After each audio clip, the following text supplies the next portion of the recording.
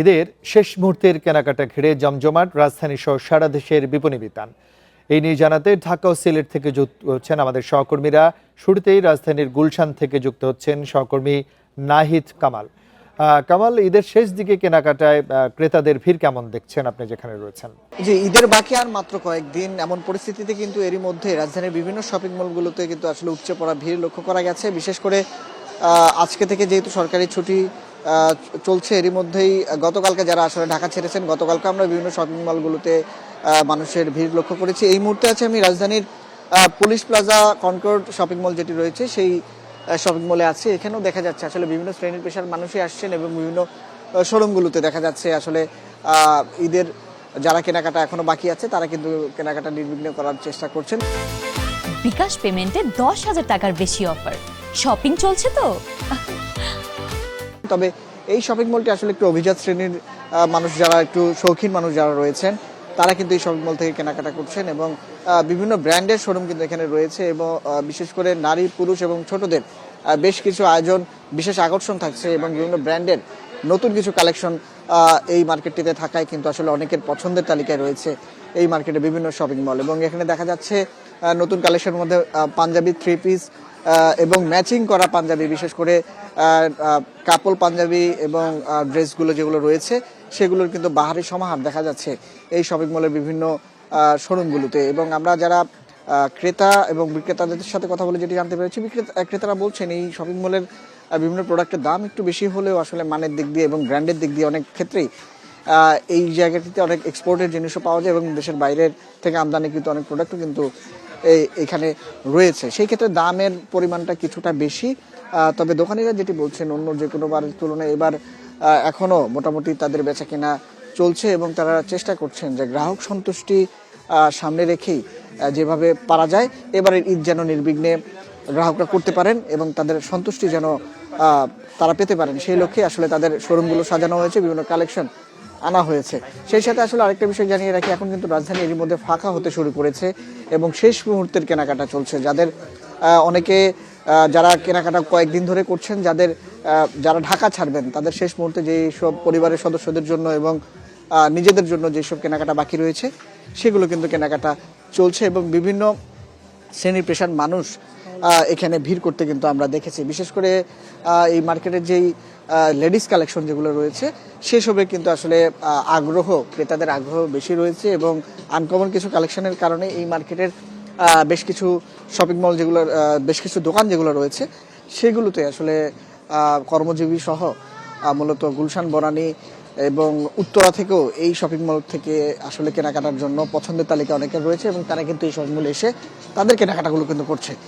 মূলত এই ছিল আসলে রাজধানীর গুলশান থেকে আমার কাছে ঈদ শপিং এর সর্বশেষ।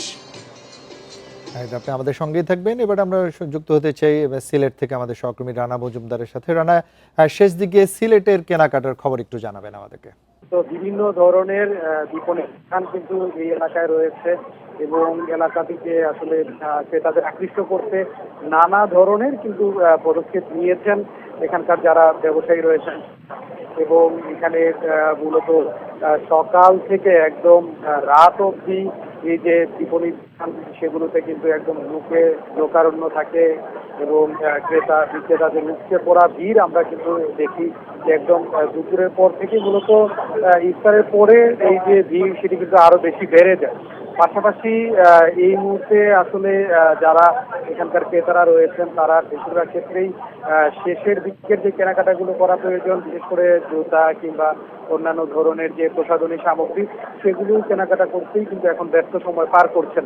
আমরা কথা বলছিলাম ক্রেতাদের সঙ্গে, তো তারা বলছেন যে আসলে বিপণী দোকানগুলোতে প্রচন্ড ভিড় থাকার কারণে অনেকেই আসলে তাদের পছন্দসই যে প্রসাধনী সামগ্রী কিংবা অন্যান্য যে পোশাক কিংবা প্রোডাক্টগুলো রয়েছে সেগুলো কিনতে তাদের বেশ বেগ পেতে হচ্ছে। তবে তারা বলছেন যে গতবারের তুলনায় কিন্তু এবার দামটা অনেকটাই বেশি তাদের কাছে মনে হয়েছে এবং এক্ষেত্রে তারা বলছেন যে বিভিন্ন ধরনের ডিসকাউন্ট দেওয়া হচ্ছে বিভিন্ন দোকানে, বিভিন্ন শপে তো সেক্ষেত্রে আসলে এই যে ডিসকাউন্টের নাম করেও কিন্তু আসলে পণ্যের দাম বৃদ্ধি করে আবার পুনরায় ডিসকাউন্ট দিয়ে সেটি বিক্রি করা হচ্ছে, এই ধরনের অভিযোগও কিন্তু আসলে ক্রেতারা করছেন। এবং তারা বলছেন যে এক্ষেত্রে যারা যেই নিয়ন্ত্রণকারী কিংবা তদারকিকারী যে প্রতিষ্ঠানগুলো রয়েছে, বিশেষ করে ভোক্তা অধিকার সংরক্ষণ যে অধিদপ্তর রয়েছে, তাদের কিন্তু এই সংস্থাটি আসলে নজরদারি করা বিশেষভাবে প্রয়োজন বলে তারা মনে করছেন। পাশাপাশি আমরা কথা বলছিলাম যারা বিক্রেতা রয়েছেন তাদের সঙ্গে, তো তারা বলছেন যে ঈদকে ঘিরে কিংবা ঈদের আগে থেকেই কিন্তু ডলারের মূল্য বৃদ্ধির কারণে এই যে যেই পোশাক আশাক কিংবা অন্যান্য যে প্রসাধনী সামগ্রী রয়েছে সেগুলোর দাম কিছুটা বৃদ্ধি পেয়েছে। পাশাপাশি তারা বলছেন যে এই যে দাম বৃদ্ধির কারণে মূলত তাদের বেচা বিক্রিতে কিন্তু কিছুটা প্রভাব পড়েছে, তারপরেও তারা তাদের যে বেচাকেনা রয়েছে সেটি নিয়ে তারা সন্তুষ্টি প্রকাশ করেছেন। এবং যারা ব্যবসায়ী নেতার যারা রয়েছেন তাদের সঙ্গে আমরা কথা বলছিলাম, তারা যে বিষয়টি উল্লেখ করেছেন যে মূলত এবার মধ্যপ্রাচ্যে যেই যুদ্ধ পরিস্থিতি রয়েছে সেই যুদ্ধ পরিস্থিতির প্রভাবটাও কিন্তু খানিকটা এই যে সিলেটের ঈদ বাজারে পড়েছে বলে তারা মন্তব্য করছেন। এবং সেক্ষেত্রে আসলে বেচা কেনার যে উপরে যে প্রভাব সেটা কিন্তু রয়েছে বলে তারা মন্তব্য করেছেন। তবে আমরা দেখেছি যে আসলে এই যে বিপণী বিধানগুলোতে কিংবা বিভিন্ন শপের সামনেও কিন্তু আইন শৃঙ্খলা রক্ষাকারী বাহিনীর এক ধরনের তৎপরতা রয়েছে এবং আইন শৃঙ্খলা রক্ষাকারী বাহিনীর সদস্যরা তারা কিন্তু দিন থেকে রাত পর্যন্ত তারা তাদের কর্তব্য পালন করছেন এবং এক্ষেত্রে যাতে নগরবাসীরা নিরাপদে নির্বিঘ্নে তাদের ঈদের কেনাকাটা করতে পারেন সেই লক্ষ্যে কিন্তু তারা আসলে কাজ করছেন। এবং এক্ষেত্রে যারা ব্যবসায়ী নেতা যারা রয়েছেন তাদের সঙ্গে আমরা কথা বলছিলাম, তারা বলছেন যে বিগত দিনে। আপনাকে ধন্যবাদ। সিলেট থেকে ঈদ কেনাকাটার সবশেষ তথ্য জানাচ্ছিলেন সহকর্মী রানা মজুমদার।